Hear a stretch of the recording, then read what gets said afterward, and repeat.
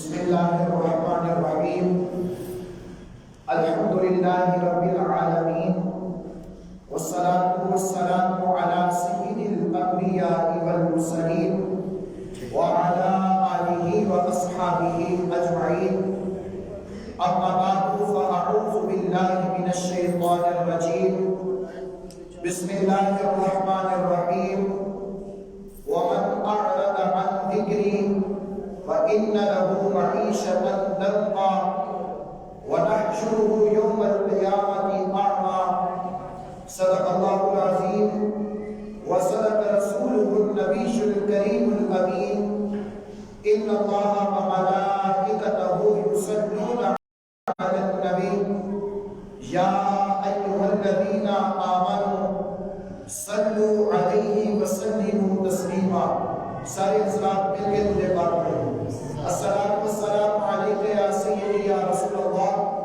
وعلا آلکہ واصحابکہ یا سیدی یا حبیب اللہ السلام والسلام علیکہ یا سیدی یا نبی اللہ وعلا آلکہ واصحابکہ یا سیدی یا خاتم النبیین اللہ رب العزت کی حمد و ثنا اور آقا دو عالم صلی اللہ علیہ وسلم کی بارگاہ بہرناس کے اندر ہدیہ درود و سلام عرض کرنے کے بعد رب ذوالجلال کے فضل اور توفیق سے آج ایک مرتبہ پھر خطبہ جمعہ المبارک میں شرکت کی سعادت حاصل ہو رہی ہے اللہ رب العزت سے دعا ہے کہ رب کائنات ہمارا یہاں پہ آنا بیٹھنا نیک باتیں کرنا سننا اپنی بارگاہ الہیہ میں قبول و منظور فرمائے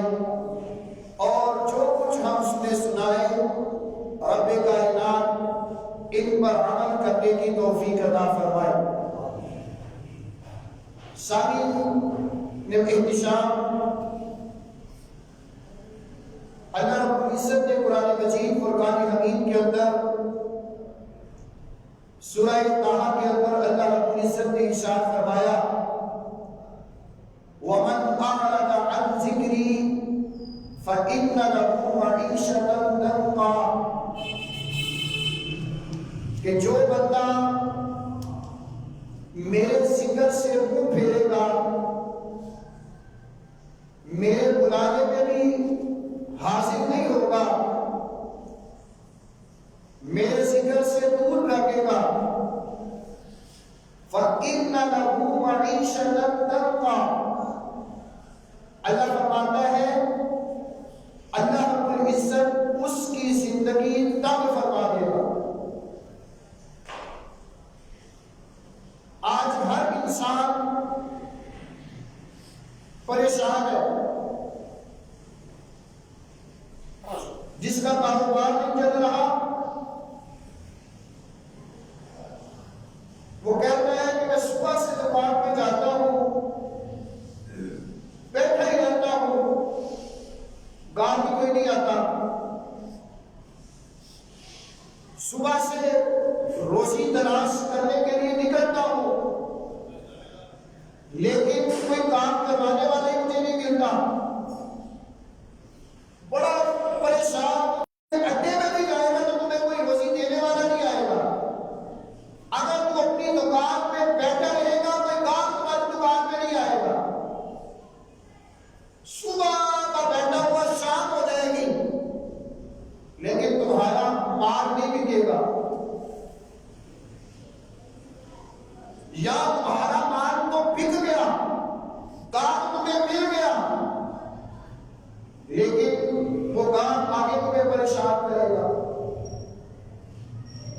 ایک کنٹینر تمہارا پورٹ پہ لگا ہوا ہے 2 کنٹینر اور آ رہے ہیں 3 اور آ رہے ہیں لیکن پہلا کنٹینر ابھی تمہارا جو ہے وہ نکل نہیں رہا تو زندگی مشکل ہو جائے گی تو زندگی کو آسان کرنا ہے زندگی کو پرسکون کرنا ہے زندگی کے اندر راحت لانی ہے تو اللہ رب العزت نے طریقہ بتا دیا کہ تم میرے ذکر کی طرف آ جاؤ گے اللہ رب العزت نے زندگی میں راحت عطا فرمائے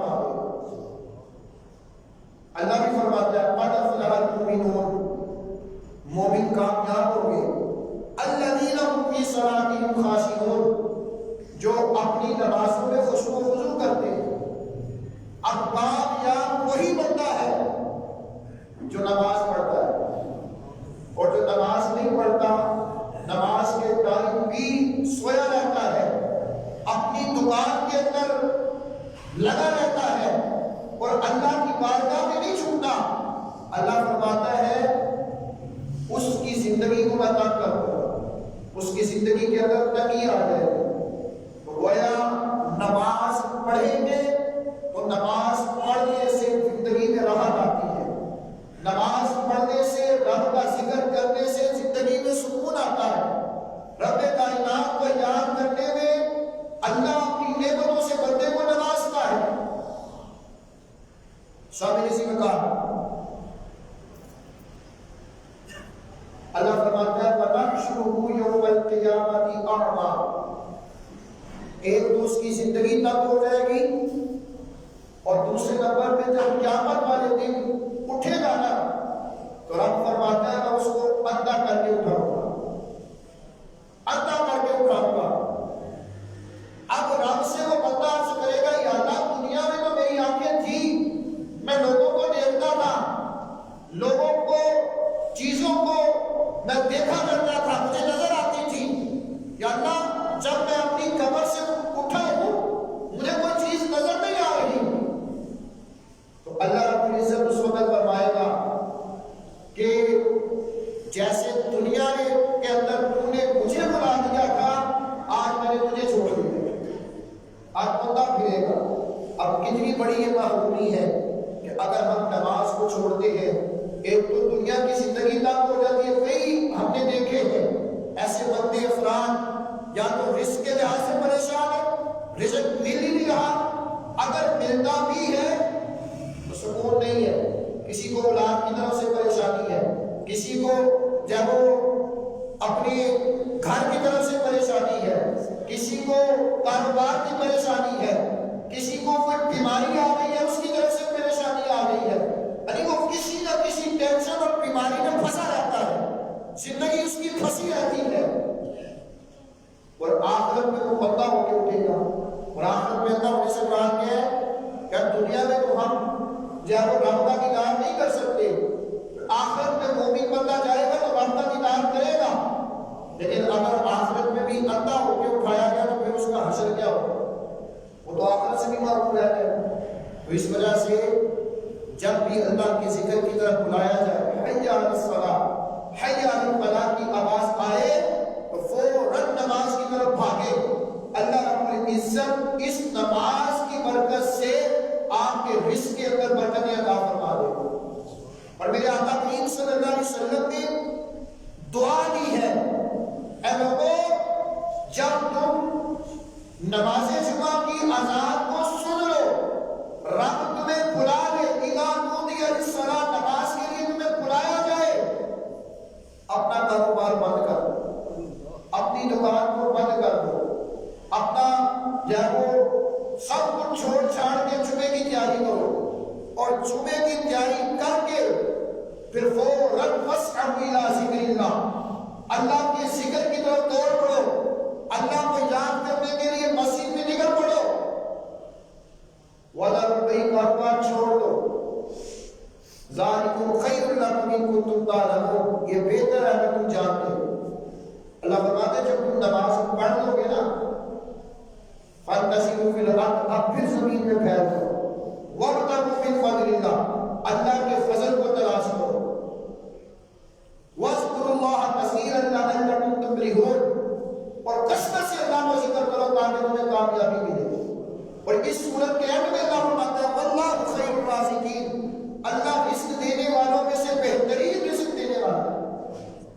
اور میرے آقا فرماتے ہیں جو بندہ اللہ کی بارگاہ میں جھکنے کے لیے اپنا کاروبار بند کرتا ہے، میں اس کے لیے دعا کرتا ہوں اے اللہ اس کے کاروبار میں 70 گنا برکت عطا فرما۔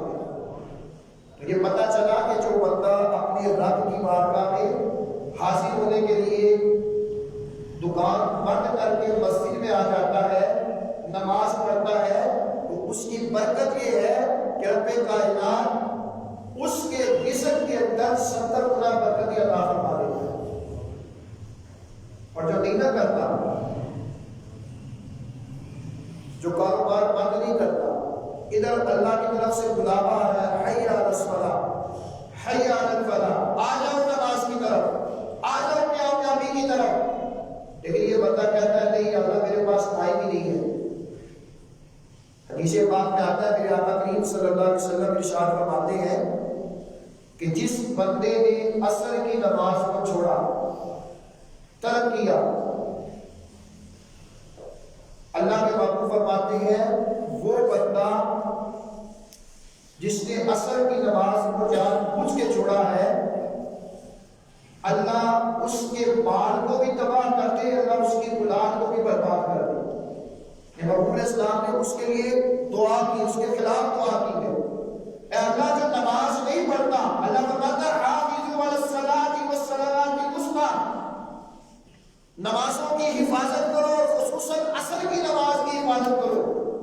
اللہ کے محبوب فرماتے ہیں جس نے جان بوجھ کے عصر کی نماز کو چھوڑا، اے اللہ میں اس بندے کے خلاف دعا کرتا ہوں، اے اللہ اس نے مال کے لیے عصر کو چھوڑا، اے اللہ اس کے مال کو بھی برباد کر دے، اس نے اولاد کی خاطر نماز کو چھوڑا، اے اللہ اس کی اولاد کو بھی تباہ و برباد کر دے۔ تو پتہ چلا اگر ہم اللہ کے ذکر کے لیے اپنا کاروبار بند کر کے اللہ کے گھر میں آئیں گے، اللہ کے محبوب نے اس کے حق میں دعا کی، اللہ 70 گنا برکت عطا فرمائے۔ اور جو اپنا کاروبار بند نہیں کرتا، ادھر سے اللہ کی پکار آ رہی ہوتی ہے، آ جاؤ نماز کی طرف، آ جاؤ کامیابی کی طرف، اور یہ کہتا ہے میں نہیں آؤں گا، تو اللہ کے محبوب نے اس کے خلاف دعا کی، اللہ اس کا مال بھی تباہ ہو جائے، اس کی اولاد بھی برباد ہو جائے۔ اس بنیاد پر ہمیں یہ چاہیے کہ جب بھی اگر ہم اپنی زندگی کے اندر سکون لانا چاہتے ہیں، اپنی زندگی کے اندر راحت لانا چاہتے ہیں، اپنی زندگی کو مطمئن کرنا چاہتے ہیں، بے چینی کو ختم، ڈپریشن ختم کرنا چاہتے ہیں، تو پھر نماز پڑھیں، اللہ کو یاد کریں۔ جب اللہ کو یاد کریں گے نا تو انشاءاللہ ہماری زندگی میں سکون آ جائے گا، ہماری زندگی پر سکون ہو جائے گی، سکون سے بھر جائے گی۔ اب یہاں پہ ایک سوال پیدا ہوتا ہے،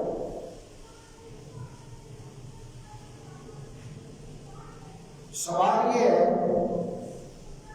کہ اللہ کو قرآن میں کہتا ہے کہ جس نے میرے ذکر سے منہ پھیرا اس کی معیشت، اس کی روزی، اس کا رزق، اس کی زندگی تب ہو جاتی ہے۔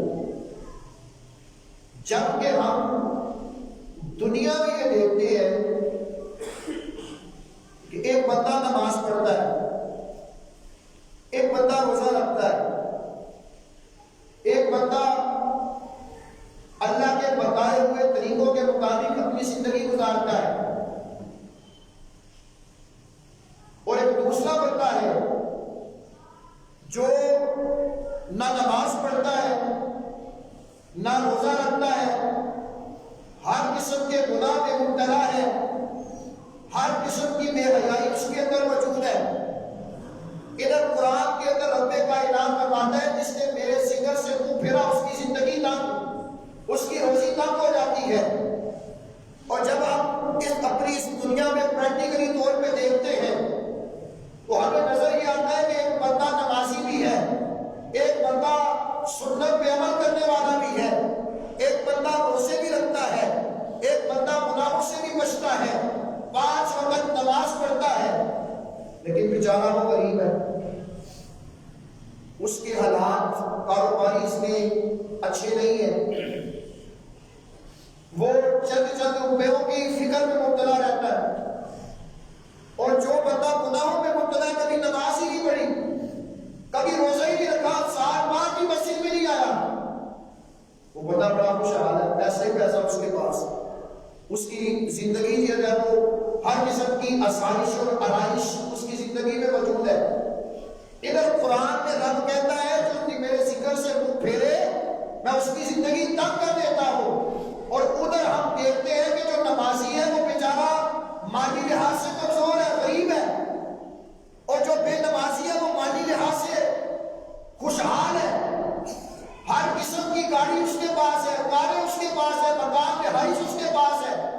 ہر قسم کی آسائش سہولتیں اس کے پاس ہے. رب تو کہتا تھا کہ میرے ذکر سے منہ پھیرنے والے کی معیشت تنگ ہو جائے گی، اور ادھر وہ تو ہر قسم کی آسائش میں مبتلا ہے.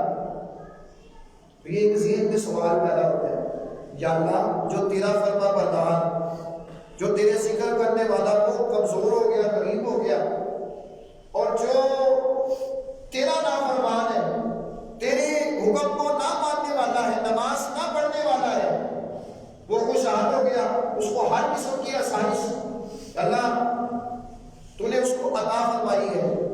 اس کے اندر حکمت کیا ہے؟ تو یہ بھی اللہ کی ایک رحمت ہے مومن. اگر اللہ کسی بندے کو غریب رکھتا ہے نا، مالی لحاظ سے فقیر رکھتا ہے، غریب رکھتا ہے، تو یہ بھی اللہ کے بندے پہ نعمت ہے. اور وہ نعمت کیسی ہے؟ میرے آقا کریم صلی اللہ علیہ وسلم کا فرمان ہے، میری امت کے غریب 500 سال میری امت کے امیروں سے پہلے جنت میں جائے گے. کتنے سو سال؟ امیر اپنا حساب دے رہے ہوں گے، یا اللہ تو نے ہمیں یہ نعمت دی، ہم نے اس رستے میں اس نعمت کو ایسے حاصل کیا، اس طرح خرچ کیا، وہ حساب دینے میں مشغول ہوں گے. اور ادھر غریب جس کو ملا ہی کچھ نہیں تھا، اس کا حساب بھی چھوٹا ہوگا. اللہ رب العزت جب حساب چھوٹا ہوگا تو وہ امینوں سے پہلے جنت میں پہنچ جائے گے. میرے مصطفیٰ نے فرمایا میری امت کا غریب بندہ فقراء امینوں سے، اغنیاء سے 500 سال پہلے جنت میں پہنچ جائے گے.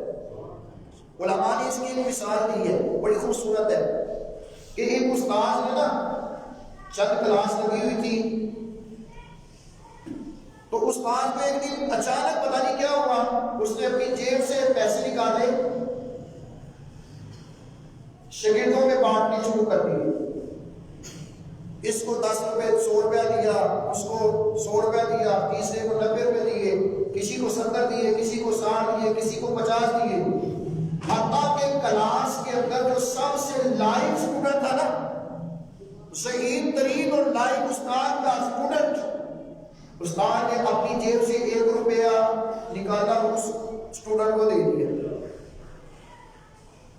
اب اسٹوڈنٹ نے اپنے آپ کو دیکھا کہ میں تو سب سے اچھا سبق سنانے والا، ہر کام پورا کرنے والا ہوں، اور سب سے پہلے سبق سناتا ہوں، اپنا اسکول کا کر کے بھی آتا ہوں، اور جو سب سے نکما بچہ ہے اس کو استاد نے مجھ سے بھی زیادہ پیسے دیے اور مجھے صرف 1 روپیہ. اپنی توہین سمجھی، اپنی تحقیر سمجھی کہ استاد نے میرے ساتھ کیا کیا ہے.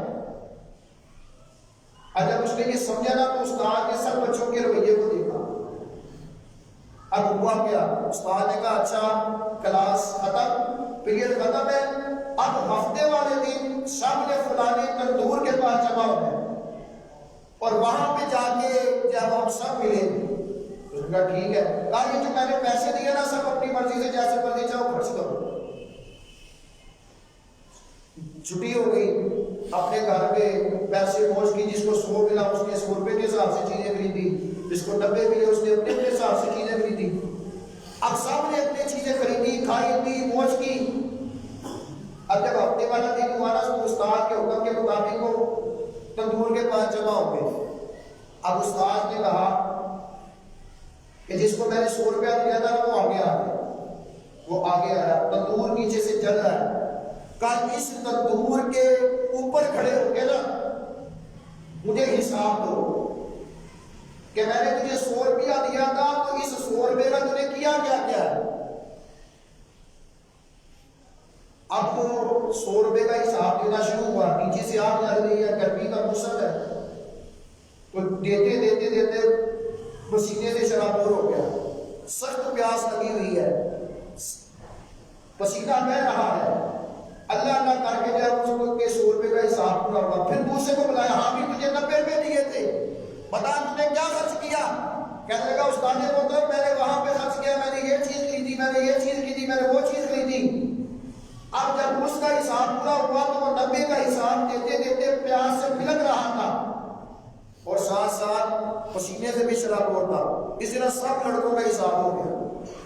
اور جو آخر میں تھا جس کو استاد نے صرف 1 روپیہ دیا تھا، جس کو جو سمجھ رہا تھا کہ پتہ نہیں باقیوں کو 100 روپیہ دیا اور مجھے 1 روپیہ، میں تو پھر اپنے استاد کا چہیتا تھا، صحیح اسٹوڈنٹ تھا، لائق اسٹوڈنٹ تھا، اس میں تو پتہ نہیں میری توہین نہ ہو گئی ہو کہ مجھے 1 روپیہ باقیوں کو 100 روپیہ.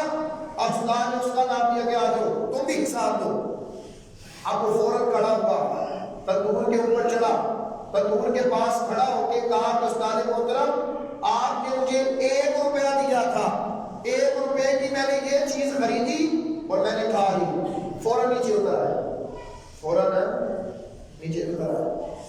اب استاد محترم نے سب اسٹوڈنٹوں کو صبر دیا کہ یہ جو میں نے آپ کے ساتھ معاملہ کیا نا، کہ میں نے آخرت کے منظر خوشی کی ہے، آخرت کے اندر بھی ایسے ہی ہوگا. جس کو رب کائنات زیادہ نوازے گا اس کو اتنا ہی حساب دینا پڑے گا. اللہ اس سے پوچھے گا میں نے تجھے اتنی نعمتیں دی، اتنے تمہیں انعام و اکرام کیے، اتنی دولت کی، اتنی اولاد دی، اتنا سب کچھ دیا، اب ہر ایک کا حساب دو مجھے. وہ بندہ قیامت کے اندر سورج سوا نیزے پہ ہو، زمین تانبے کی ہوگی، لوگ اپنے پسینوں میں شرابور ہوں گے. اب اس وقت اگر حساب دینا پڑے تو جس کو زیادہ دیر حساب دینا پڑے گا تو اس کی کیا حالت ہو، اور جس کو رب کائنات نے تھوڑا دیا ہوگا اس کو حساب بھی تھوڑا دینا پڑے گا. ایسے ہی ہے نا، وہ اللہ پوچھے گا ہاں بھی تجھے میں نے اتنا دیا تو تھوڑا سا حساب دے گا. اللہ فرمائے گا جاؤ جاؤ. یہ اگر اللہ کسی کو نہیں دیتا نا تو یہ بھی اللہ کی بہت بڑی نعمت ہے. کسی کو مال و دولت نہیں بھی ملی، غریب ہے مالی لحاظ سے، تو یہ مالی لحاظ سے غریب ہونا یہ اللہ کی نعمت ہے، یہ اللہ کی نعمت ہے. وہ بندہ سمجھے کہ اللہ مجھ کو آخرت میں جنت میں جلدی بھیجنا چاہتا ہے، اس وجہ سے اللہ نے مجھے مالی لحاظ سے کمزور رکھا. ورنہ ہو سکتا ہے کہ اگر ہم اپنے رب سے دعا کریں اللہ امیر کر دے، اللہ ہمارے بارے میں بہتر جانتا ہے. آسان تکرہوا شیئا وہو خیر لکم وآسان تحبوا شیئا وہو شر لکم.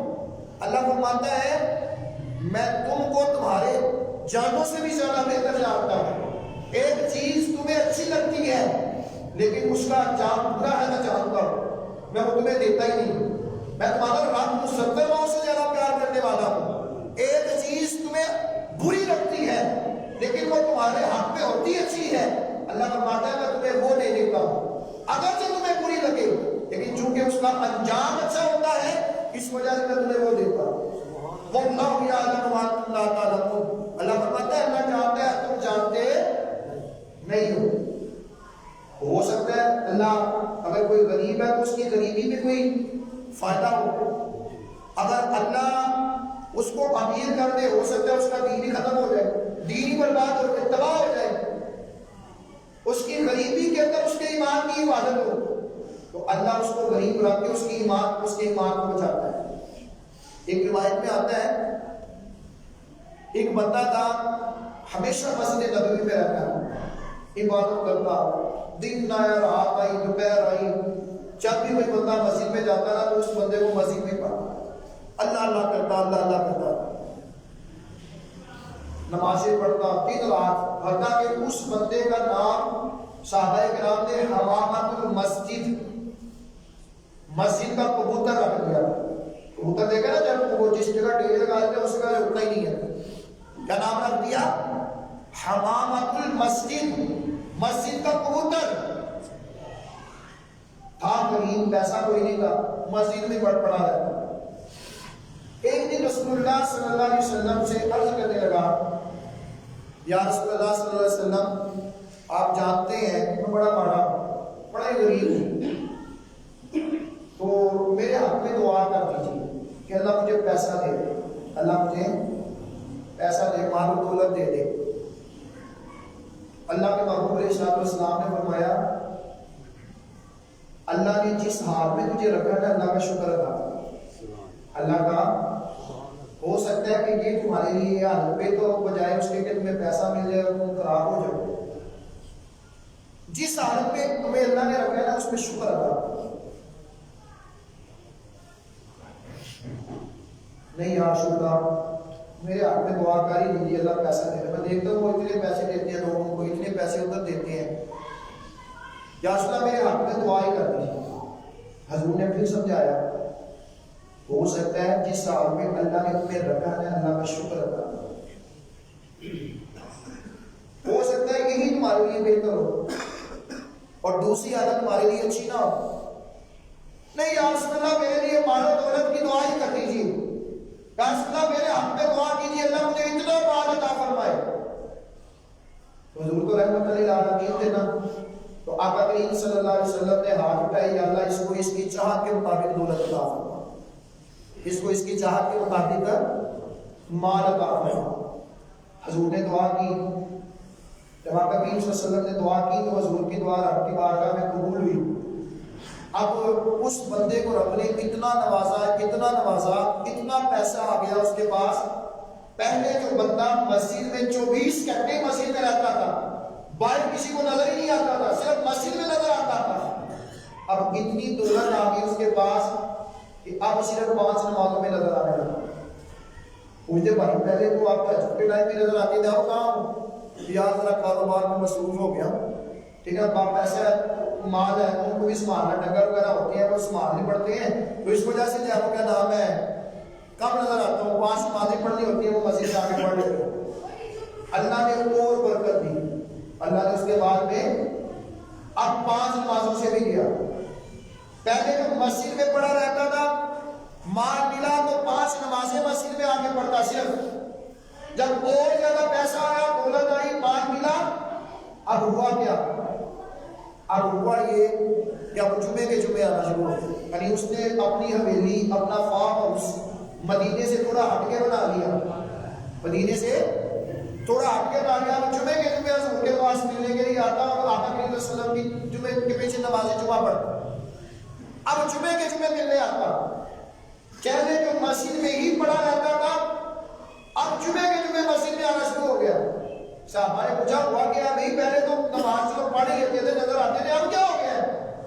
کہا یار اتنا جب ڈنگر ڈنگر سنبھالنے ہوتا ہے, کاروبار اتنا وسیع عریض ہو گیا ہے, اب مشکل سے ٹائم ملتا ہے گھر میں نماز پڑھ لیتا ہوں, ٹائم نہیں لگتا, ٹائم ہی فرصت ہی نہیں ملتی یار کاروبار سے کہ اللہ کی بارگاہ میں آ جاؤں. تو جمعے کے جمعے ٹائم چلو پا ہی جاتا ہوں, نکل ٹائم نکال ہی لیتا ہوں, جمعے کے جمعے ہو گیا. حدیث پاک میں آتا ہے اللہ نے اس کے کاروبار میں اور برکت عطا فرما دی, اور برکت مل گئی. اب جو جمعے کے جمعے آتا تھا نا, اس کو آنا بھی بند, وہ آنا بھی. پہلے کیا حالت تھی, پہلے حالت یہ تھی کہ 24 گھنٹے مسجد میں, اگر کوئی مسجد سے باہر رات سے آتا تو دیکھتا کہ وہ تو مسجد میں بیٹھا ہوا ہے, مسجد سے باہر کسی کو نظر ہی نہیں آتا تھا. اب مسجد میں نظر آنے کی بجائے اب مسجد سے ہی فارغ ہو گئے, اتنا پیسہ اللہ نے اس کو دے دیا. اب پیسہ مل گیا, مسجد میں آنے سے بند, جمعے کے جمعے بھی بند, کئی کئی مہینے گزر جاتے, آتا ہی نہیں ہے. ایک مرتبہ آقا کریم صلی اللہ علیہ وسلم نے اپنے صحابہ کرام کو, 2 صحابہ کو حکم دیا, زکات کا مہینہ آیا تو آقا کریم صلی اللہ علیہ وسلم نے فرمایا کہ اے میرے صحابہ جاؤ فلانے فلانے بندوں سے جا کے زکات اکٹھی کر کے لے کے آؤ. اللہ نے ان کو مار دیا, زکات لے کے آؤ. صحابہ کرام کے کٹھی کی باقیوں سے جب اس بندے کے پاس پہنچے نا, اس بندے کے پاس پہنچے تو صحابہ نے کہا کہ حضور صلی اللہ علیہ وسلم نے حکم دیا ہے کہ آپ اپنے مال کی, ماشاء اللہ اللہ نے آپ کو اتنا دیا ہے, اپنے مال کی زکات نکالو. اب جس کے پاس کچھ بھی نہیں تھا, اب مال مل گیا ہے, اللہ نے حکم دیا کہ اس مال کی زکات نکالو. اب ہوا کیا, کہنے لگا یار میرا اتنا مال میں نے اپنے ذہن سے کمایا, اپنی طاقت سے کمایا ہے, میں ایسے اپنا مال اٹھا کے کسی کو ایسے پکڑا دوں. جاؤ آگے سے جا کے جانا ہے, جا کے لے آؤ, واپس میرے پاس آنا, پھر میں دیکھوں گا. ہوتا ہے نا کئی لوگوں کی جو جن کے پاس پیسہ ہوتا ہے, اگر کوئی ان کے پاس آ جاتا ہے نا ایسا, تو ان کی عقل ہی ختم نہیں ہوتی, جا آگے سے ہو, آگے سے ہو.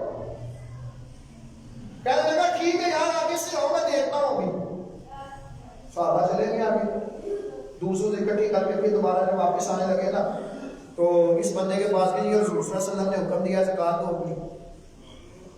اس نے جواب سیدھا جواب دے دیا پیسہ میں نے اپنی عقل سے کمایا ہے, ذہن سے کمایا ہے, میں بھی لوگوں کو غریبوں کو دو اس میں سے, میں بھی اس میں سے دوں, میرا مال ہے جو مرضی نہ کرو اس کا, لہٰذا میں زکوٰۃ نہیں دوں. یہ تو ٹیکس ہے, یہ تو ایسے باتیں کرنا شروع ہو گیا. صحابہ نے جب بات سنی نا کہا یار تو نے نہیں دینی تو نہ دے, ٹھیک ہے.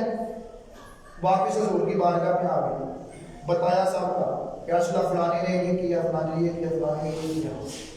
جب اس کا نام باری آئی نا یا رسول اللہ صلی اللہ علیہ وسلم جب ہم اس کے پاس گئے تھے تو پہلے تو اس نے کہا تھا آگے چلے جاؤ, اور جب ہم واپس لینے کے لیے آئے نا تو یا رسول اللہ صلی اللہ علیہ وسلم اس نے ہمیں ٹکا سے جواب دیے, اور یہ میں نے اپنے ذہن سے کمایا, اپنی محنت سے کمایا ہے, میں اپنا مال ایسے ہی دے دوں, ایسے غریبوں میں بانٹنا شروع کر دوں, یہ میری عقل کا مال ہے, میری محنت کا مال ہے, میں اس کو ضائع کیوں کروں, میں نے نہیں دینی زکوٰۃ.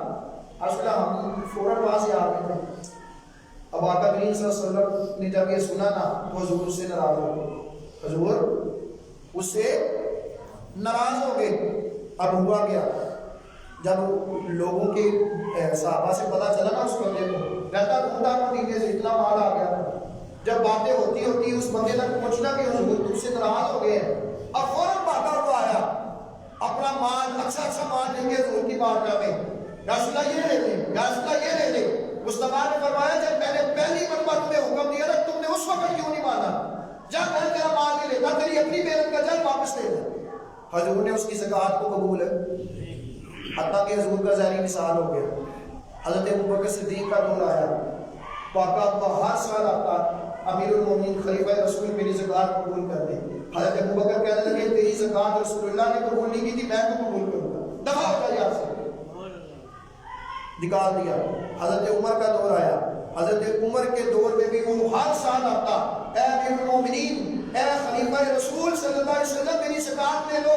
حضرت عمر بھی کہتے ہیں کہ جب رسول اللہ نے تیری زکوٰۃ کو مال کو قبول نہیں کیا, ابو بکر صدیق نے قبول نہیں کیا, تو میں کیسے قبول کر سکتا ہوں, لے جا اپنے مال کو, لے جا یہاں سے نکل جا. حضرت عثمان غنی کا دور آیا, حضرت عثمان غنی بھی اس کو اسی طرح جواب دیتے, حتیٰ کہ حضرت عثمان غنی کے دور میں وہ مر گئے. تو کیا ہوا, پہلے کیسا بندہ تھا,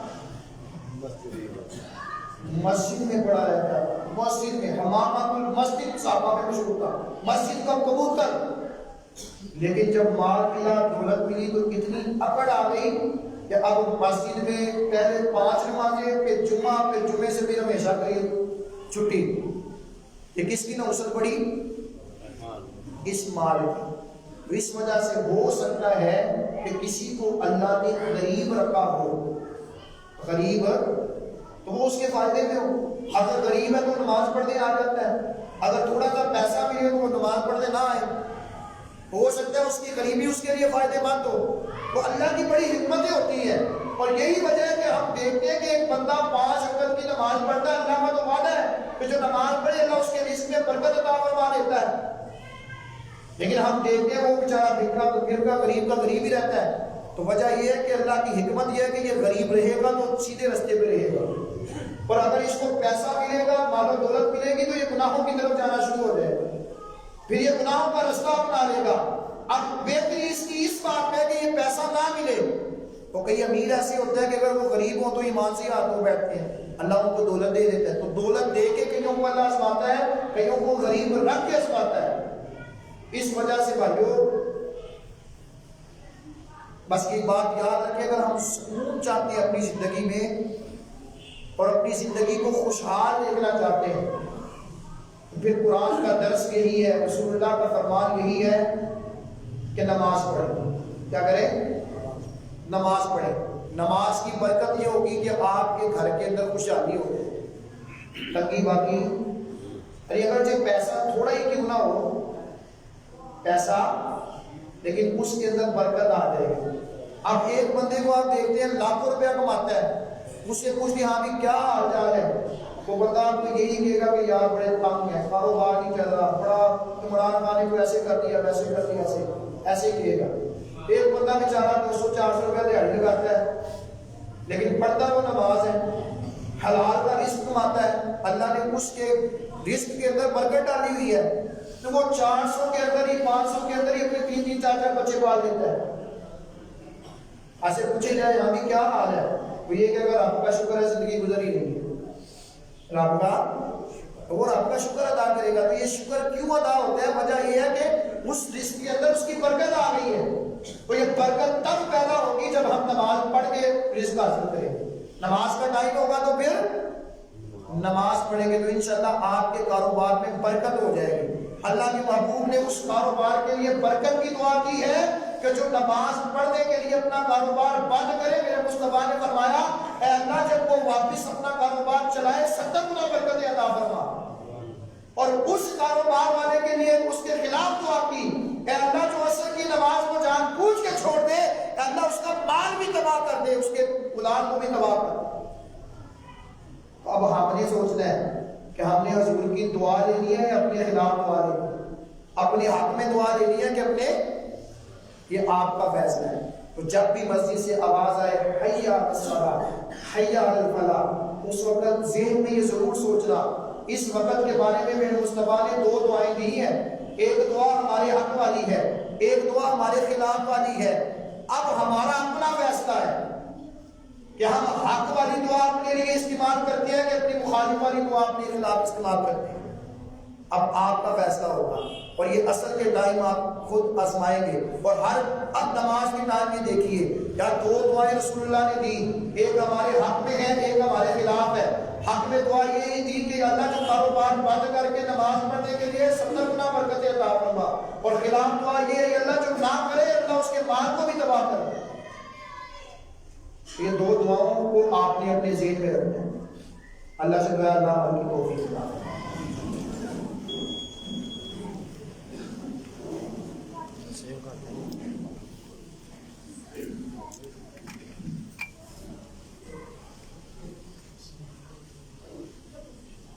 آپ جواب دیں۔